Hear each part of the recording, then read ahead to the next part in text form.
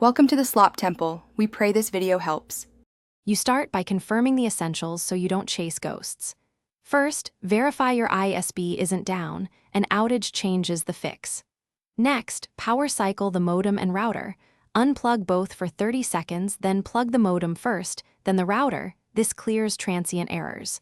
While waiting, plug one laptop directly into the modem or router with an Ethernet cable, so you can compare wired versus wireless performance and know whether the problem lies in the Wi-Fi layer. Once you've isolated the problem to Wi-Fi, run a channel scan app to see congestion.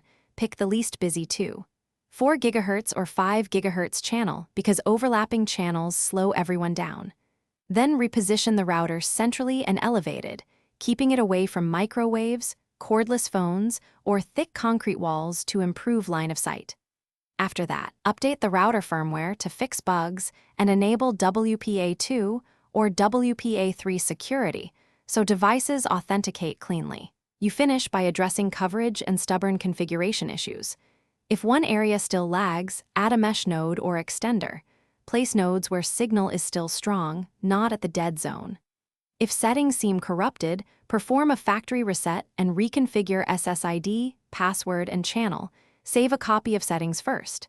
If problems persist, test a smartphone in safe mode or switch DNS to a public resolver. This lets you tell if an app or DNS lookup is causing slow browsing.